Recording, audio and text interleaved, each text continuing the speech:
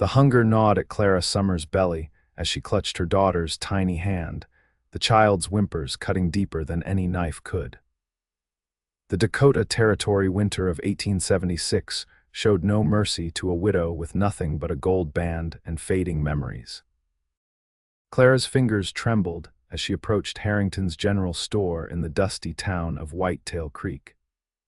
6 days since her last meal, 3 since her daughter Abigail had anything more substantial than water with a sprinkle of the remaining flour. The wedding ring, the last connection to Thomas, weighed heavy on her finger as she twisted it off. "Please, Mr. Harrington," Clara whispered, her voice barely audible over the clinking of jars being stocked on wooden shelves. "Just a loaf of bread, that's all I ask." Milton Harrington squinted at the golden band, holding it up to the light streaming through the store's grimy windows. His bushy eyebrows furrowed as he examined the simple ring. "Not worth much," he declared, placing it on the counter with obvious disinterest. "Maybe half a loaf." Clara's heart sank. "Please, sir, my daughter hasn't eaten in days." The shopkeeper's face remained impassive as he looked down at little Abigail, whose once rosy cheeks had hollowed with hunger. "Times are hard for everyone, Mrs. Summers. I have a business to run." The bell above the door jingled, announcing another customer. Clara didn't turn around, too focused on the devastating proposition before her half of what she needed in exchange for her most treasured possession. "2 loaves of your freshest bread, Mr. Harrington," came a deep voice from behind her. And whatever this lady was looking to purchase. Clara turned to face a tall man removing his hat, revealing thick dark hair that curled slightly at the collar of his worn duster. His eyes, as blue as a summer sky, caught hers for a moment before returning to the shopkeeper. "I don't need charity," Clara said automatically, though her empty stomach protested the statement. The stranger smiled, the expression warming his sun-weathered face. "Isaac Garrett," he said with a slight tip of his head. "New foreman at the Triple Creek Ranch, and it's not charity, madam, just being neighborly." Mr. Harrington was already wrapping 2 loaves in brown paper, his demeanor entirely changed in the presence of the newcomer. "That'll be 50 cents total, Mr. Garrett." Isaac placed the coins on the counter, then nodded toward Clara's ring still sitting there. "I believe the lady was in the middle of a transaction." The shopkeeper's face reddened. She was trying to sell her wedding band for bread. Clara felt heat rise to her cheeks, humiliation burning through her exhaustion. "I should go." "Wait." Isaac picked up the ring and extended it toward her. "This belongs to you, madam." Clara stared at the ring in his palm. "I can't accept your help without giving something in return." Isaac's smile deepened, revealing a small dimple in his right cheek. "Then perhaps you can tell me where to find a decent meal in this town. I've been living on trail beans for 3 weeks. Abigail tugged at Clara's skirt. "Mama, I'm hungry." Clara hesitated only a moment before accepting both the bread and her ring. Pride wouldn't feed her child. "The Willows Cafe serves a fair stew," she said quietly, slipping the ring back onto her finger. "Thank you, Mr. Garrett." "Isaac," he corrected, placing his hat back on his head. "And I'd be obliged if you join me. Seems your little one could use a hot meal too." That first meal at the Willows Cafe changed everything for Clara Summers. Though she'd arrived in Whitetail Creek 6 months earlier, widowed and desperate after Thomas's death from pneumonia during their journey west, she'd kept to herself, taking in mending and washing where she could.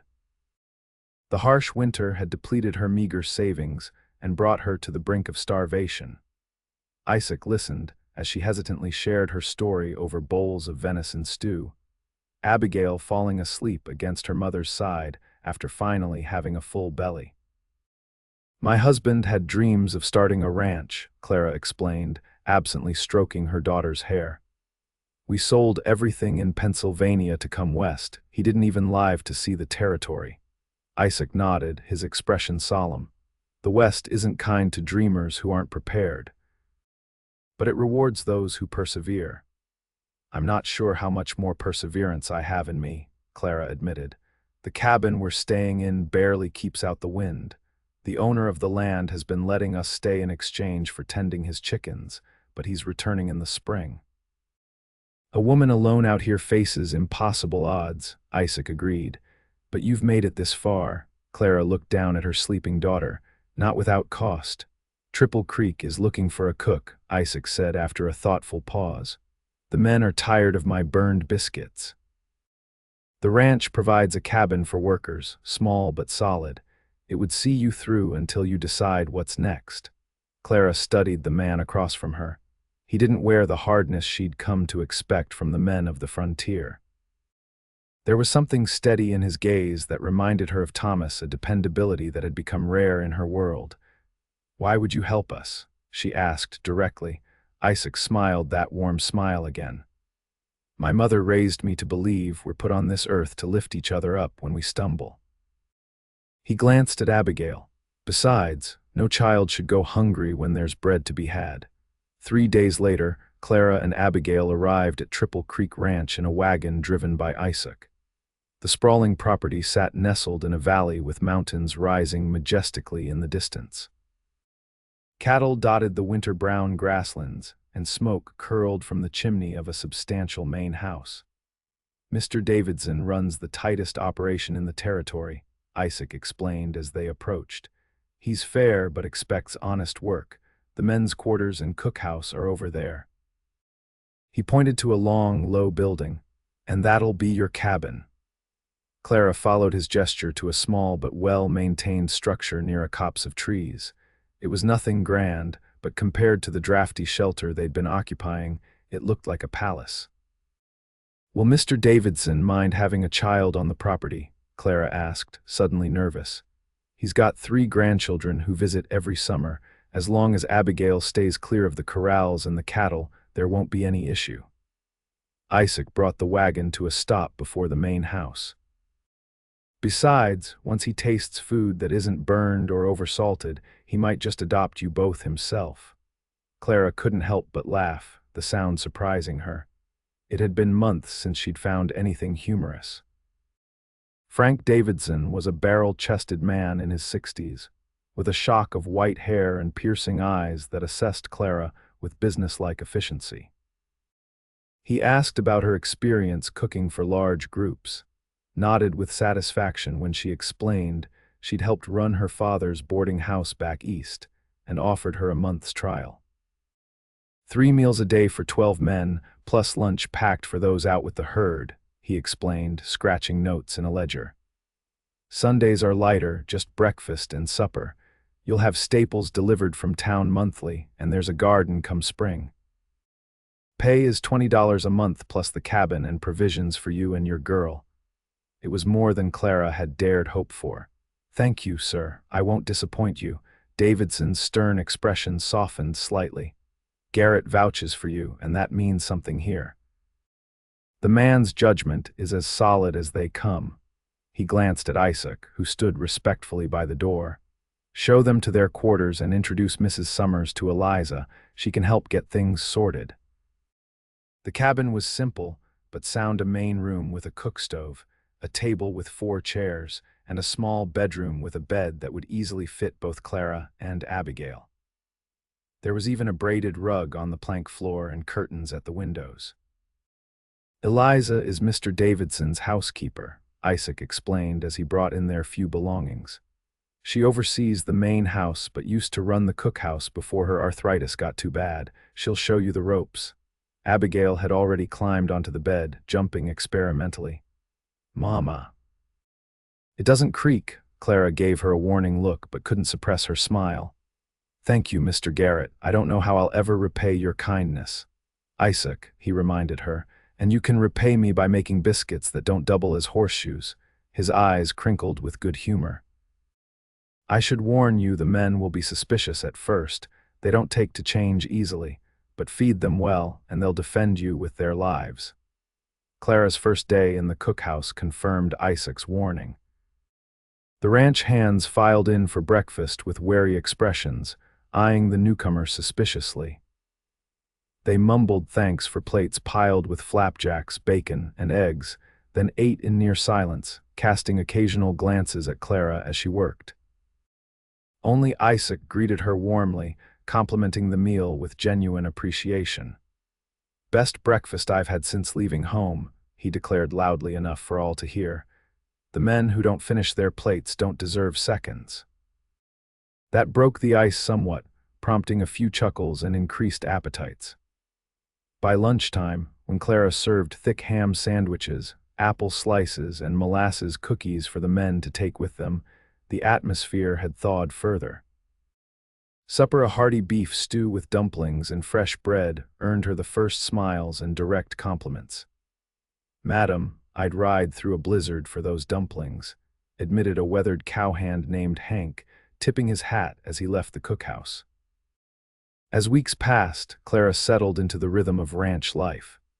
She rose before dawn to start breakfast, prepared lunch baskets by mid-morning, and had supper ready by sundown. Between meals, she tended to her own cabin, cared for Abigail, and took on mending for the men at extra pay. The work was exhausting but satisfying, providing stability they hadn't known since Thomas's death. Abigail flourished in their new environment, following Eliza around the main house and learning to collect eggs from the henhouse.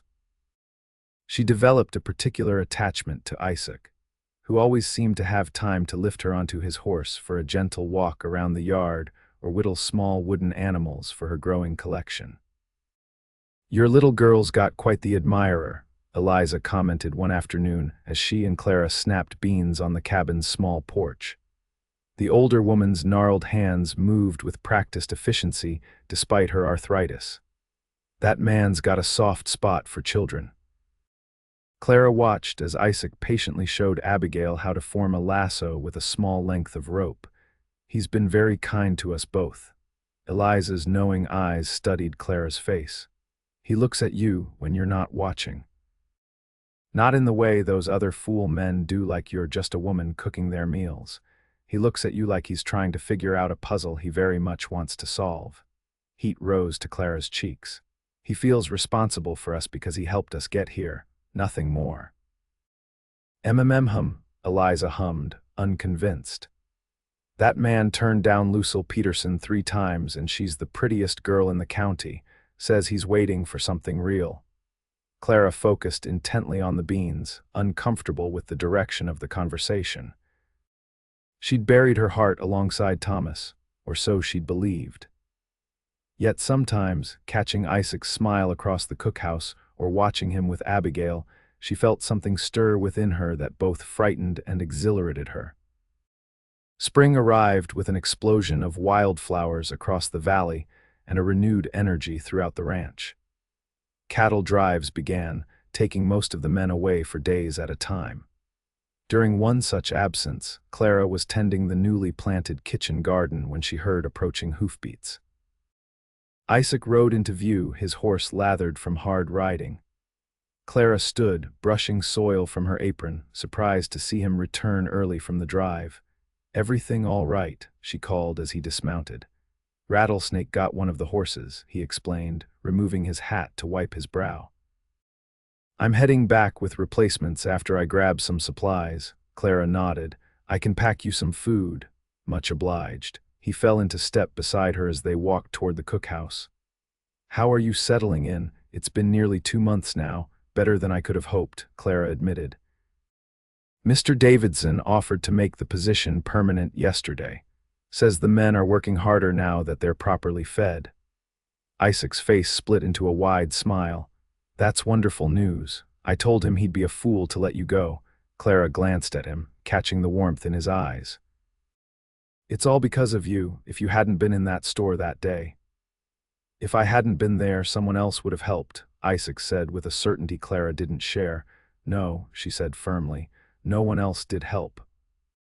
I'd been to that store 3 times that week, trying to trade whatever I could for food. People looked right through me." Isaac stopped walking, his expression growing serious. "Clara, this territory breeds hard people because survival demands it, but it also reveals character. You've shown more strength continuing on for your daughter than most men show their entire lives." Clara felt tears threatening and blinked them back. "Some days I don't feel strong at all. Those are the days that count the most." His voice had dropped lower. The days you keep going anyway. Something changed between them that afternoon, a shift as subtle as the first spring breeze, but just as promising. When Isaac returned from the cattle drive 4 days later, he brought Clara a journal bound in soft leather. "For your recipes," he explained as she ran her fingers over the cover. "I noticed you writing them on scraps of paper."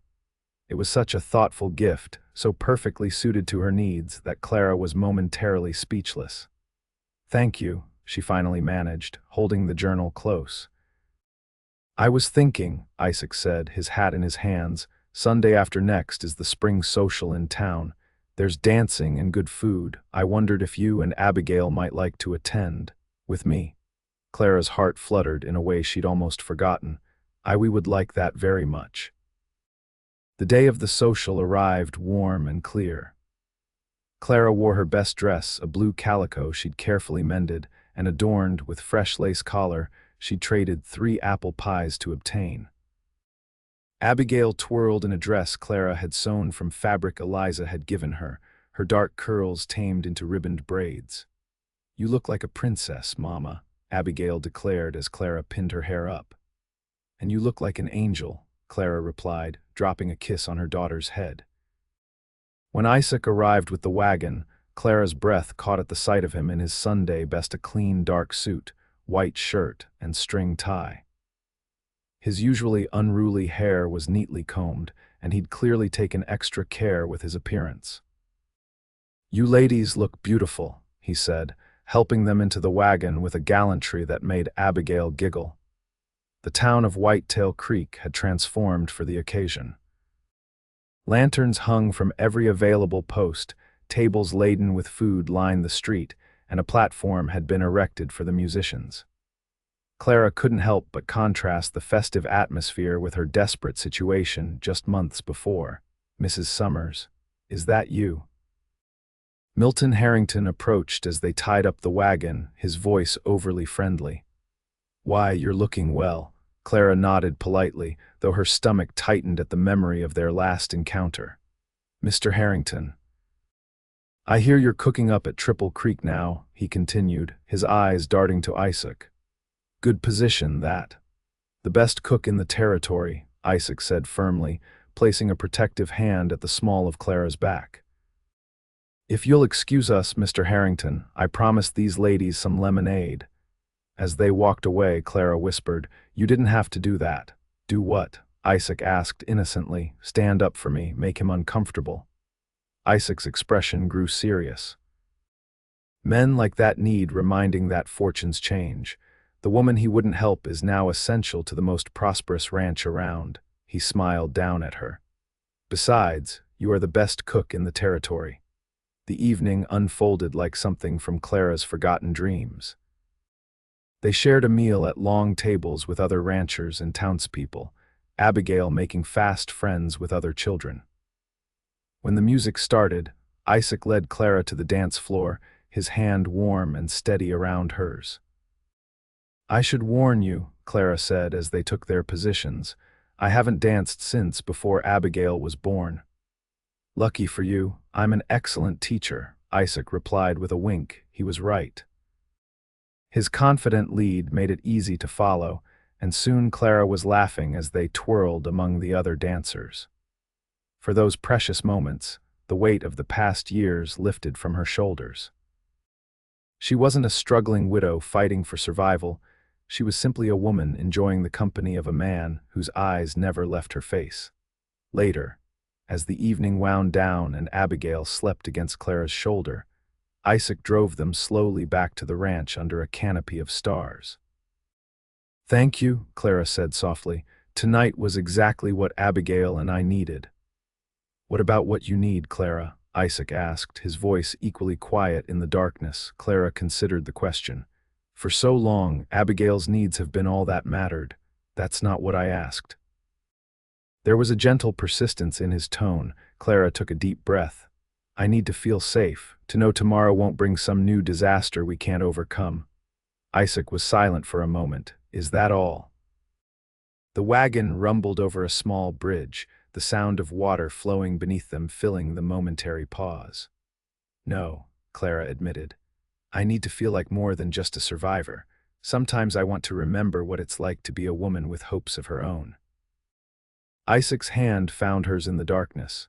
"You deserve all of that and more." The summer months brought intense work to Triple Creek. Cattle drives became more frequent, the garden demanded constant attention, and Clara found herself cooking for additional hands brought on for the busy season. Despite the increased workload, she found a contentment she hadn't expected.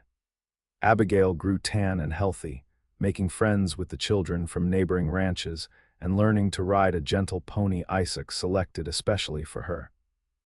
Clara's cooking became locally renowned, with Mr. Davidson proudly bringing guests from as far as Cheyenne to sample her meals. Through it all, Isaac remained a steady presence.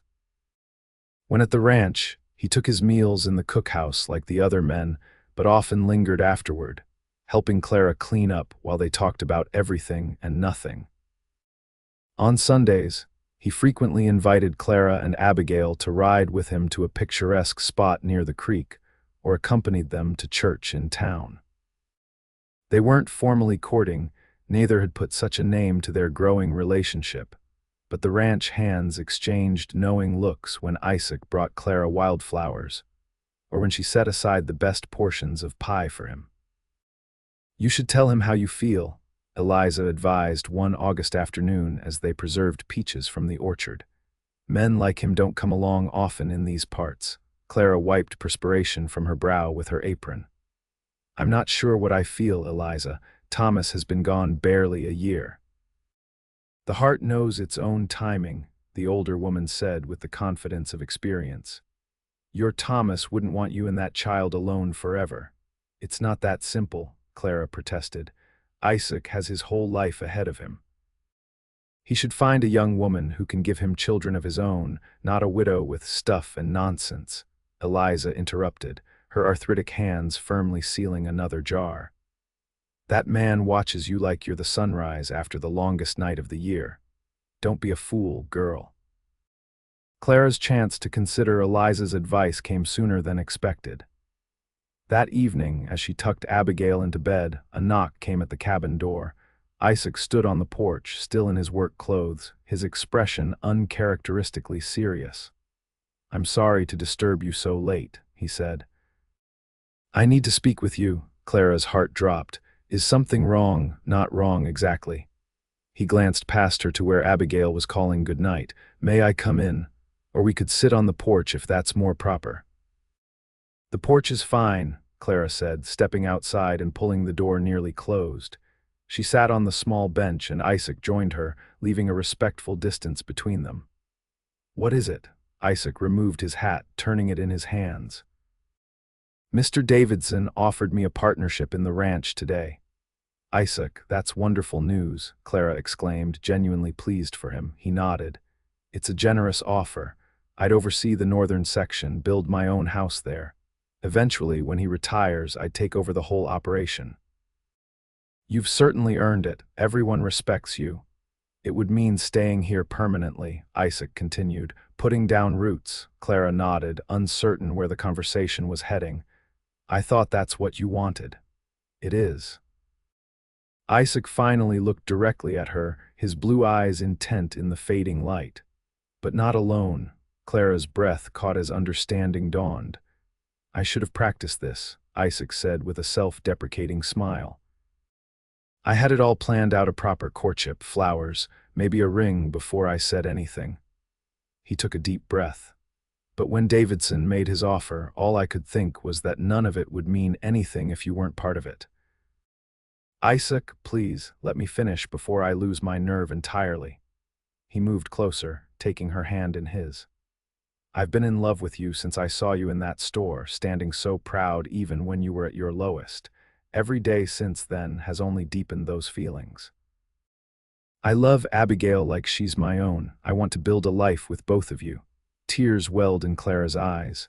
"I never expected to feel this way again after Thomas died. I thought that part of my life was over."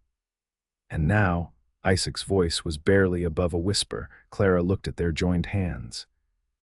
Now I find myself thinking about the future again, a future with you in it. The hope that blazed across Isaac's face was almost too bright to witness.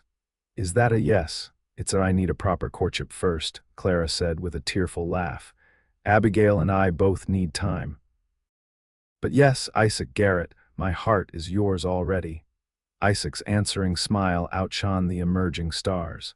I can court you until we're old and gray if that's what you need. He leaned forward slowly, giving her every chance to pull away. When his lips touched hers, Clara closed her eyes, letting herself be carried by the sweetness of the moment.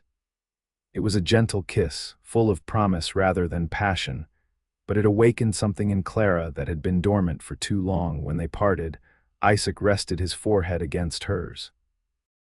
I should go before I forget all the propriety my mother taught me, Clara laughed softly. Yes, you should, but thank you for telling me tonight. I wouldn't have wanted to wait.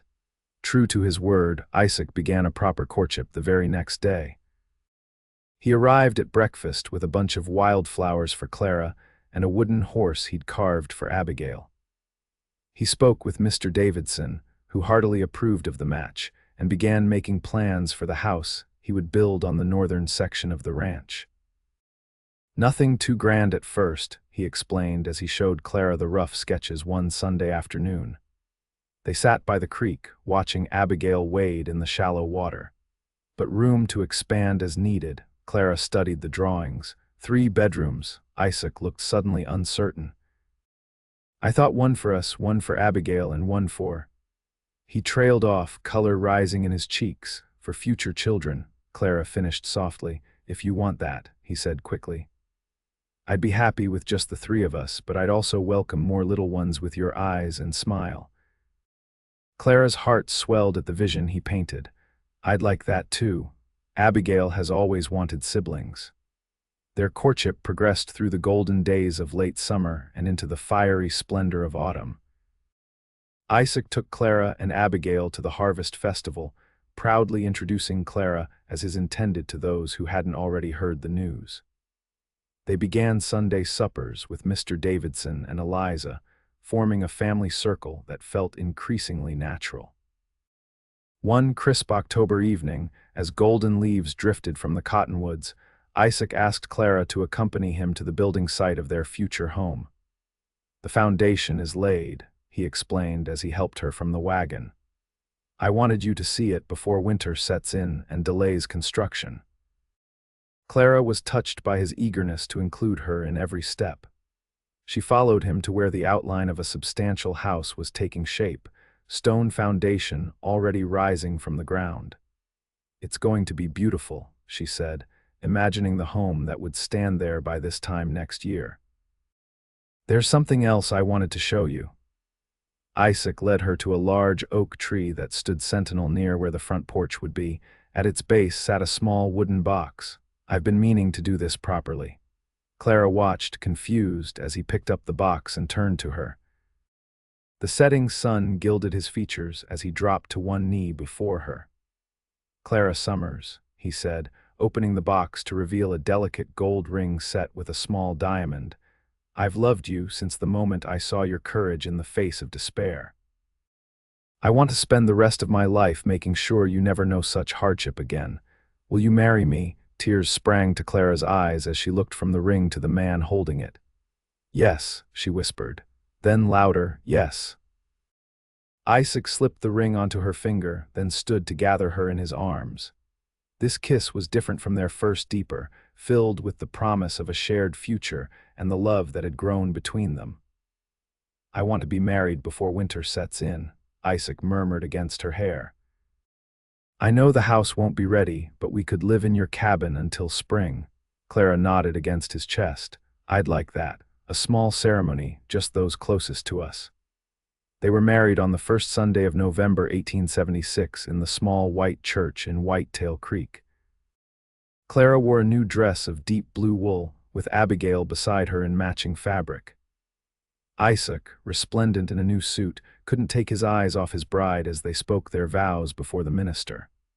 I, Isaac, take you, Clara, to be my lawfully wedded wife, he said, his voice strong and sure. To have and to hold from this day forward, for better, for worse, for richer, for poorer, in sickness and in health, to love and to cherish, till death do us part. As Clara repeated the sacred promises, she caught sight of her wedding ring, the original band that Isaac had returned to her that fateful day in Harrington's store. She had insisted on using it alongside her engagement ring, a testament to the journey that had brought them together. Mr. Davidson hosted the wedding celebration at the main house, where Eliza had prepared a feast worthy of the occasion.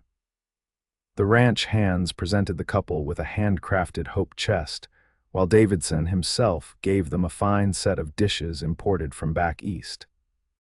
To the finest foreman and the best cook in the territory, he toasted, raising his glass. May your partnership be as successful as the one we've formed at Triple Creek. That night, after Abigail had fallen asleep in what would now be her own room in the cabin, Clara stood nervously in the bedroom she would share with Isaac. Though they had agreed to marry quickly, the reality of becoming a wife again brought both anticipation and anxiety. Isaac entered quietly, closing the door behind him. In the lamplight, his expression was tender as he crossed to where she stood. "We have our whole lives ahead of us," he said softly, taking her hands in his. "There's no rush for anything tonight." Clara's heart swelled with gratitude for his understanding. "I want to be a proper wife to you," she whispered. "It's just been so long." Isaac drew her gently into his arms. "You already are everything I could ever want. We'll find our way together." Their life together began in earnest the next morning, with Abigail bouncing excitedly on their bed at dawn, thrilled to officially have Isaac as her papa. The transition from Clara and Abigail to a family of three happened so naturally it was as if it had always been meant to be. Winter descended on Triple Creek with a fury that kept everyone close to home. Construction on their new house paused until spring, but Isaac spent the cold months planning every detail with Clara's input. They would have a large kitchen with a window overlooking the mountains, a spacious living area where they could gather in the evenings, and bedrooms enough for the family they hoped to grow. Christmas brought a dusting of snow and simple but heartfelt gifts. Isaac presented Clara with a locket containing a small family portrait the photographer in Cheyenne had taken. For Abigail, he'd commissioned a dollhouse replica of their future home. Clara gave him a hand-knit sweater and a leather-bound Bible with their names engraved on the cover. "This is what I dreamed of," Clara confessed as they sat before the fire that night, Abigail asleep amid her new treasures. "A home filled with love, not just survival." Isaac pulled her closer against his side. "It's only the beginning." As winter gave way to spring, Clara discovered she was expecting a child. The news filled their small cabin with joy, Abigail dancing with excitement at the prospect of becoming a big sister. "We'll need to finish the house before fall," Isaac said, his hand resting protectively over Clara's still flat stomach. "I want you both settled well before the baby comes." Construction resumed with renewed urgency. Isaac hired additional men to ensure the house would be ready in time, working alongside them whenever his duties allowed. Clara continued her work in the cookhouse, though Eliza insisted on helping more as her condition progressed. By midsummer, the house stood proud on its hilltop, a testament to Isaac's vision and determination. 2 stories of sturdy timber with a wide porch wrapping around the front and side, it was grander than anything Clara had dared hope for when she'd stood desperate in Harrington's store 18 months earlier. "Welcome home, Mrs. Garrett," Isaac said, carrying her over the threshold despite her protests about her expanding waistline. He set her gently on her feet in the entry hall, where sunshine streamed through windows hung with curtains Clara had sewn herself. "It's perfect," she whispered, turning in a slow circle to take in their home. Abigail had already raced upstairs to claim her room, her excited voice echoing through the new house. "Not quite perfect yet," Isaac said, drawing her close. "But it will be when it's filled with the sounds of our family." In late October, As the aspens turned to gold and the first frost kissed the valley, Clara gave birth to a healthy son they named Thomas Isaac Garrett. He had his father's blue eyes and his mother's determined spirit, arriving after a difficult labor that left Clara exhausted but triumphant. "He's beautiful," Isaac whispered, cradling his son with tears streaming unashamedly down his face. "Thank you for this gift." Clara watched her husband and newborn son, her heart so full it threatened to burst. Abigail perched at her side, gently touching her brother's tiny fingers with wonder. "Our family," Clara murmured, reaching for Isaac's hand. The years that followed brought changes to Triple Creek Ranch. Old Mr. Davidson eventually retired to live with his daughter in Denver, leaving Isaac in full control of the operation. Under his guidance, the ranch prospered, expanding its holdings and reputation throughout the territory. Clara gave birth to a daughter 2 years after Thomas, a fiery-haired girl they named Elizabeth after Isaac's mother. Their family of 5 filled the house with laughter and occasional tears, with all the joys and challenges that family life brings. Through it all, Clara kept her first wedding ring alongside the one Isaac had given her.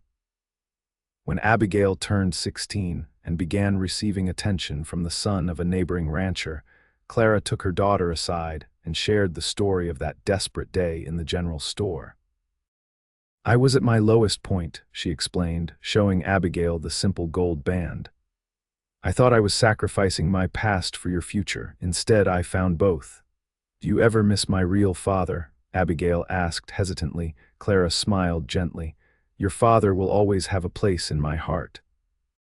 "But Isaac is as real a father as any child could want. Love isn't divided when it's shared, Abigail. It multiplies."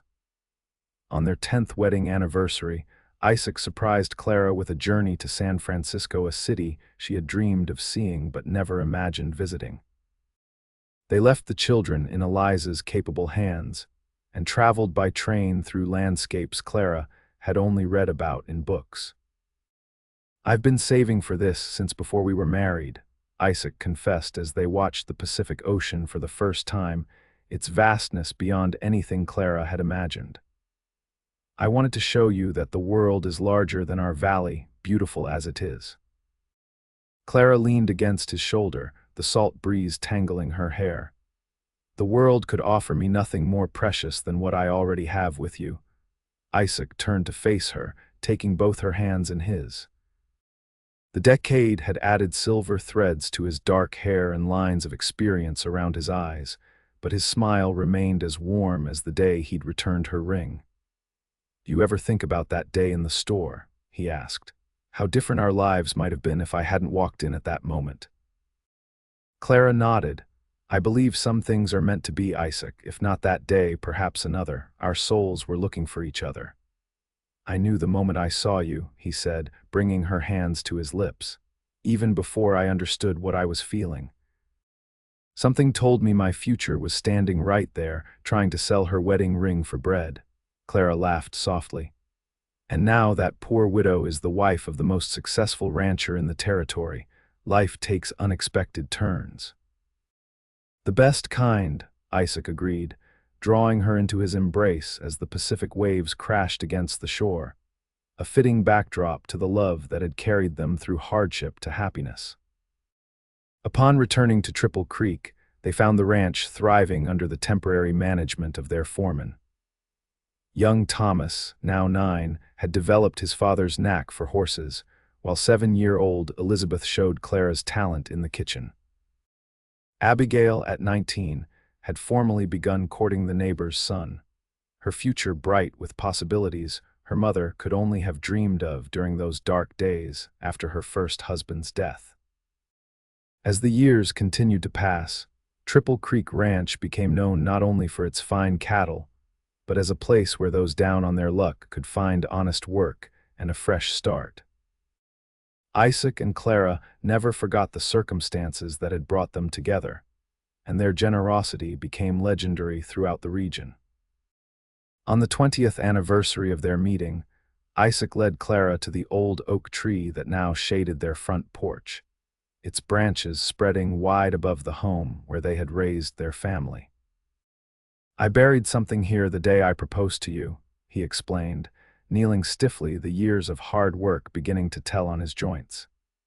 He dug carefully at the base of the tree until his fingers closed around a small metal box.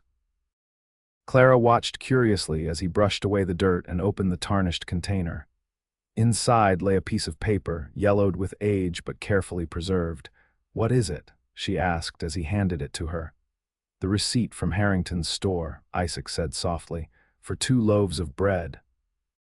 Clara unfolded the fragile paper with trembling fingers. There it was, dated April 15, 1876, the day that had changed everything. "You kept this all these years," Isaac smiled, the same smile that still made her heart skip a beat after 2 decades of marriage. "To remind me that the greatest treasures often come disguised as ordinary moments. I bought bread that day, but what I really found was the rest of my life." Clara looked up at their home, where lights glowed in windows that had witnessed the growth of their family. In the distance, the buildings of Triple Creek Ranch stood as a testament to years of hard work and prosperity. And beside her stood the man who had seen value in her when she had nothing left to give but a gold band and her dignity. "The best trade I ever made," she whispered, leaning into his embrace as the setting sun painted the valley in hues of gold and promise. "A ring for bread, and in return, a lifetime of love."